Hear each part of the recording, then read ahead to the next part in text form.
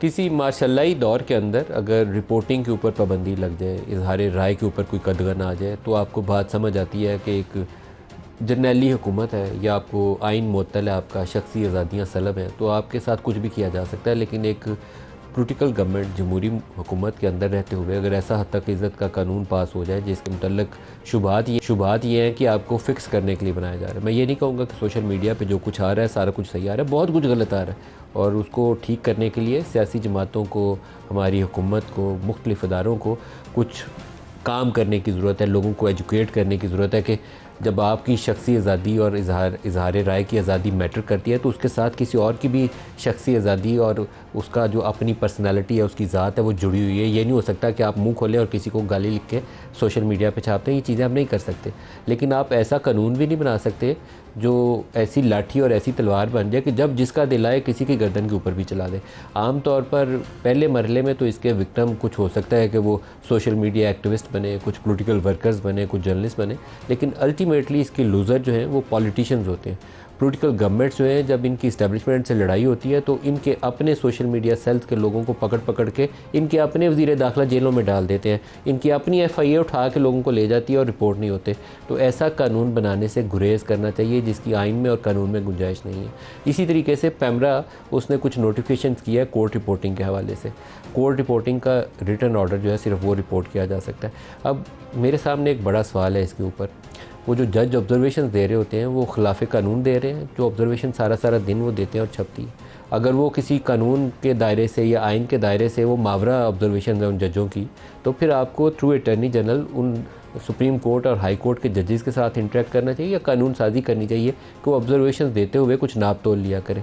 लेकिन अगर आप रिपोर्टिंग के ऊपर पाबंदी लगाएंगे तो इसका भी हो सकता है पहले मरहले में मेरे 4, 6, 8 जर्नलिस्ट साथी मारे जाएँ या कुछ सोशल मीडिया के जो एक्टिविस्ट हैं वो मारे जाएँ, लेकिन अल्टीमेटली नुकसान दोबारा पॉलिटिकल गवर्नमेंट्स का और सियासतदानों का होगा।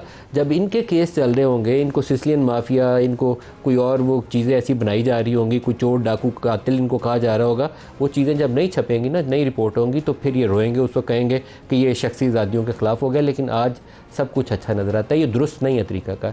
ना कोर्ट रिपोर्टिंग के ऊपर आप पाबंदी आयद कर सकते हैं। बाज़ रिमार्क्स जजेस दे रहे हैं जस्टिस इफ्तिखार चौधरी के वक्त से, उस वक्त किसी एक जमात को सूट करता था तो वो चुप रही, फिर दूसरी जमात को कोई सूट करता था तो वो खुश रही।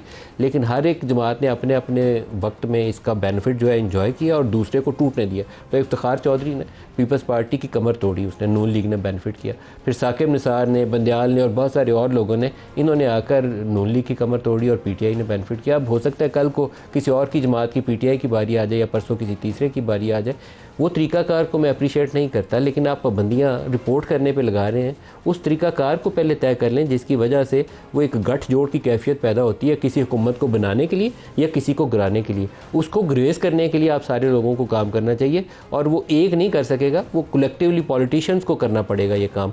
क्योंकि पॉलिटिशियंस रात के अंधेरे में जब जाते हैं मिलने के लिए कि माई बाप हमारी खिदमत हासिल है, हम इनसे ज़्यादा बूट पॉलिश कर सकते हैं, तो वो फिर दूसरे को गिराते हुए उसको झिझक भी महसूस नहीं होती, वो तो अपनी खिदमत खुद ऑफ़र कर रहा है। तो ये तरीकाकार आप छोड़ दें, अपनी खिदमत देनी छोड़ दें, किसी के कंधों पे बैठ के हुकूमत बनानी छोड़ दें, तो ना कोई जज बैठ के आपको चोर डाकू सिसिलियन माफिया कहेगा, ना कोई और ऐसी सूरत हाल पैदा होगी। लेकिन शख्सी आज़ादियों पर और इजहार राय पर ऐसी पाबंदियाँ मत लगाएँ जो लॉन्ग टर्म में पाकिस्तान के मफादात के ख़िलाफ़ जाए। हमें सोशल मीडिया के कुछ नॉर्म्स डेवलप करनी पड़ेंगी, लोगों को समझाना पड़ेगा, स्कूल कॉलेज यूनिवर्सिटी की सतह के ऊपर भी जाके आपको इन बच्चों को एजुकेट करना पड़ेगा कि जहां आपको इजहार राय की आज़ादी हासिल है वहां किसी और शख्स की ज़िंदगी भी इसके साथ जुड़ी हुई है। तो कुछ ऐसा आप मत कहें या मत बोलें जिसकी ना इस्लाम इजाज़त देता है, ना हमारी जो कल्चरल सोशल वैल्यूज़ है, नॉर्म्स है, ना वो उसकी इजाज़त देती हैं। वो हमें उसके ऊपर काम करना चाहिए, लेकिन पाबंदियाँ वही होनी चाहिए जो काबिल कबूल हों, आइन और कानून की रोशनी में, ऐसी ना हो जो बिल्कुल एक मार्शल्ला के दौर की याद ताज़ा कर दें।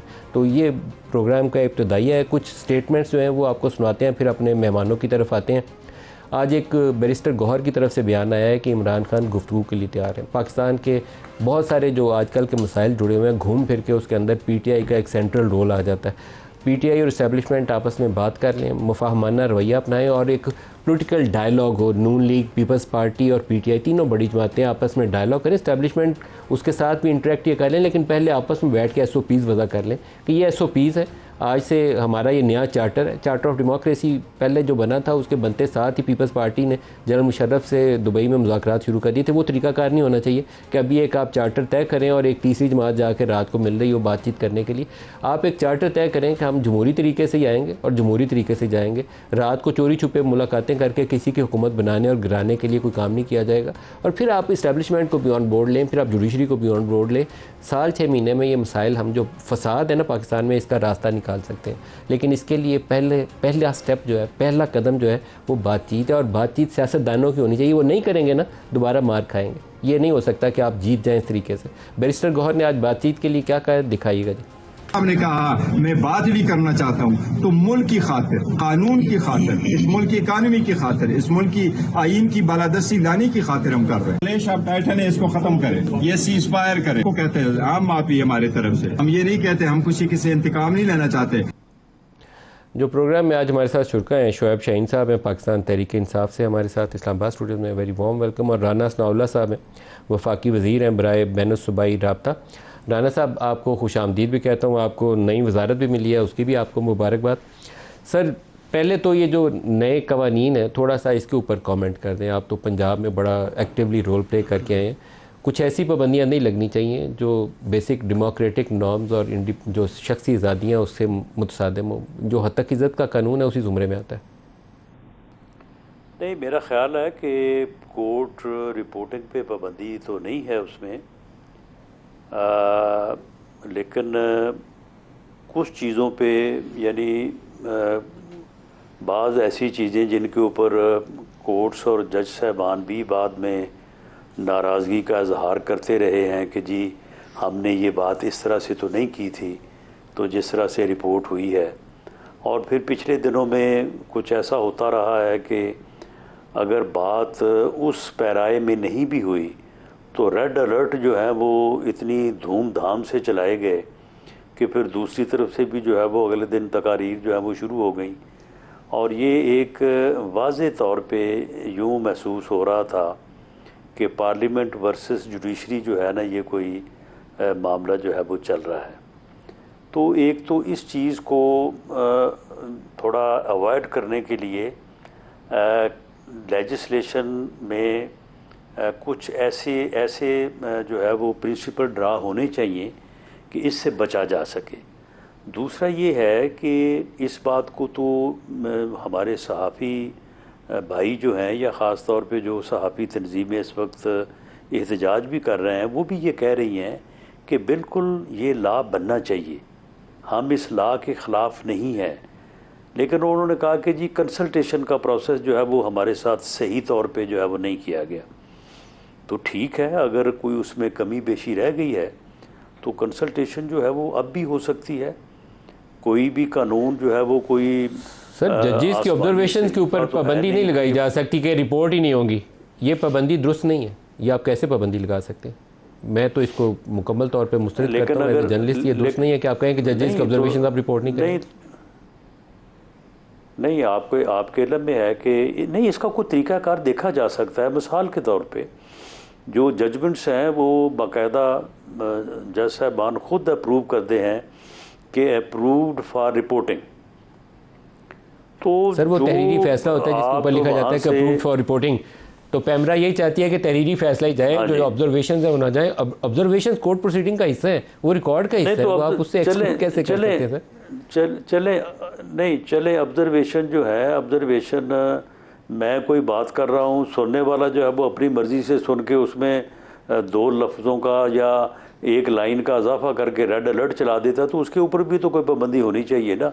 या तो ये है कि अगर मैंने उसके लिए आप तरीकाकार बना सकते हैं कि मिस रिपोर्ट नहीं होगा, लेकिन जो एक्चुअल ऑब्जर्वेशन तो फिर मिस रिपोर्टिंग का नहीं तो मिस रिपोर्टिंग का ही है ना। मिस रिपोर्टिंग के ऊपर नहीं सर, अभी मिस रिपोर्टिंग नहीं है, अभी तो ऑब्जर्वेशंस को रिपोर्ट करने पे पाबंदी है। मिस रिपोर्टिंग तो आप पहले भी क्लैरिफाई कर सकते हैं, उसकी रिबटल जारी कर सकते हैं। चले इसमें ऐसा हो सकता है कि जो रिमार्क्स जज साहबान दें तो बाद में उनसे अप्रूव करवा लिए जाए कि जनाब ये बातें आपने फरमाई हैं तो हम इनको रिपोर्ट कर दें। इतनी तो उनको आप अहमियत दें कि बाज़ औक़ात ऐसे रिमार्क्स जो है वो रिपोर्ट हो जाते हैं, बात वैसे हुई नहीं होती। बात करने और ये रिपोर्ट बहरहाल करने आपकी में काम ज़मीन ये आसमान काबिल का फ़र्क स्ताइश हो नहीं है, जाता आप इसको जस्टिफाई कर रहे हैं, कल आप इसको भुगतेंगे। आमतौर पर सियासी हुकूमतें ऐसी चीज़ें भुगता करती हैं। आप आज मुतारिफ करवाएंगे ना, कल आप नहीं, भुगतेंगे। तो हद आप तक इज़्ज़त का कानून भी इसी तरह का है।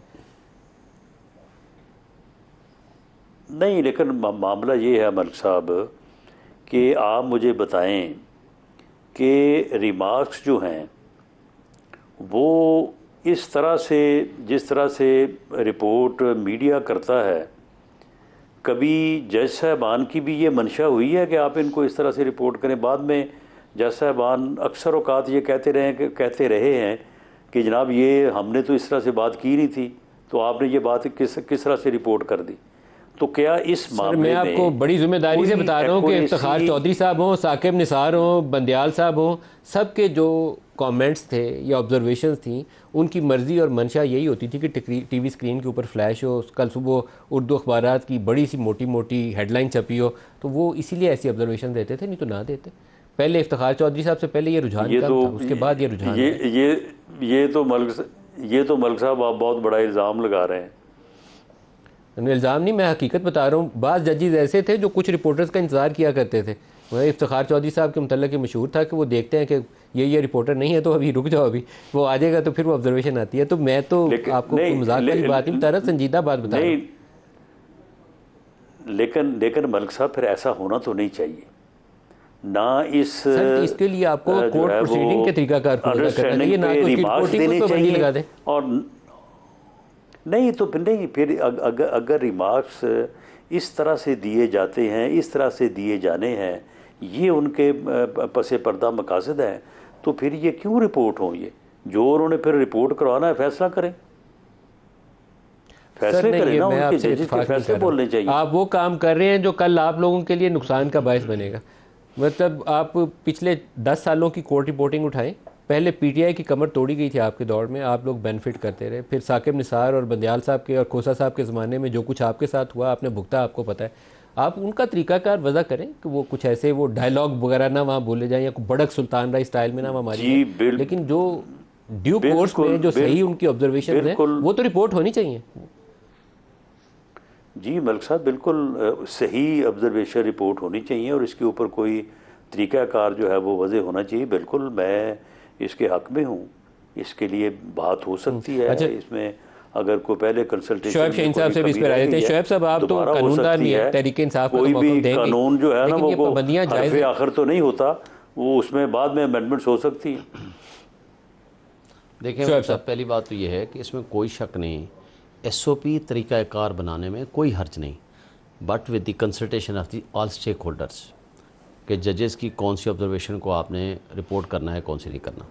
ये सिर्फ जजेस की ऑब्जर्वेशन रिपोर्ट नहीं होती, रिपोर्टिंग पूरा एक सब्जेक्ट है। वकील आया है, क्लाइंट आया है, पार्टी आई है, उसके अंदर वकील के क्या क्रक्स ऑफ द आर्गूमेंट्स थे, उसने क्या बोला, जज की उसके ऊपर क्या ऑब्जर्वेशन आई, फिर डिफेंस काउंसिल ने क्या कहा, उसके ऊपर जजेस के क्या उनकी ऑब्जर्वेशन थी, और फाइनली कोर्ट ने या जर्न कर दिया या रिज़र्व कर दिया या शॉर्ट ऑर्डर दे दिया। ये 3 चीज़ें होती हैं ना। इसमें सिर्फ जज की ऑब्जर्वेशन ही सफिशेंट नहीं होती, ये पूरा एक प्रोसीजर है, पूरा एक सिस्टम है। ये जो लाइव स्ट्रीमिंग, दुनिया पूरी लाइव स्ट्रीमिंग पे शिफ्ट हो गई है, तमाम जो इम्पॉर्टेंट केसेस हैं। जब आप कोई चीज़ छुपाने की कोशिश करेंगे, ना तो वो अदलिया दुरुस्त होगी, ना वो निज़ाम इंसाफ दुरुस्त होगा, ना उसमें प्रोसिक्यूशन दुरुस्त होगी, ना डिफेंस दुरुस्त होगी। आप जो चीज़ भी है सबके सामने लाइव चलाएं और उसके साथ मुझे बताएं, बल्कि ये तो पार्लियामेंट की तरह जो कुछ वहाँ गुफ्तगू हो रही है सारी की सारी ऑटोमेटिक रिकॉर्डेड होनी चाहिए, ट्रांसक्रिप्ट उसके तैयार होनी चाहिए, ट्रांसक्रिप्ट होनी चाहिए, वकील बोल रहा है, कोर्ट की वेबसाइट पे पड़े होने चाहिए, वेबसाइट पे पड़े होने चाहिए, और वो फाइनल आने के बाद उसको बाद में ये फैसला लिख लें। और बाहर की दुनिया में ऐसे हो रहा है, जो कुछ आप बोल रहे हैं, जो कुछ मैं बोल रहा हूँ, प्रोसिक्यूशन वकील है या पिटिशनर साइड का वकील है, डिफेंस साइड का वकील है, वो सारा कुछ वो उसमें टाइप होता जाता है। और फाइनल जो 1 सफ़े का है, 2 सफ़े का है, 10 सफ़े की है, वो फाइंडिंग्स आती हैं। वो हमारे आर्गूमेंट्स भी वो अपनी मर्जी से ना लिखें। मैं जो बोल रहा हूँ मेरे आर्गूमेंट्स मेरे मर्जी से होने चाहिए। अच्छा, मतलब कोर्ट्स के अंदर ऐसी शिकायत भी आई कि जो खुली अदालत के अंदर कहा गया फैसला ज़ुबानी था, तहरीरी फैसला कुछ और आया। बहुत सारे केसेस में उसका तदारुक ये नहीं है कि आप मेरी रिपोर्टिंग पर पाबंदी लगाएं, उसका तदारुक ये है कि वहाँ उस निज़ाम को और शफाफ बनाएं, ज़्यादा शफाफ बनाएं।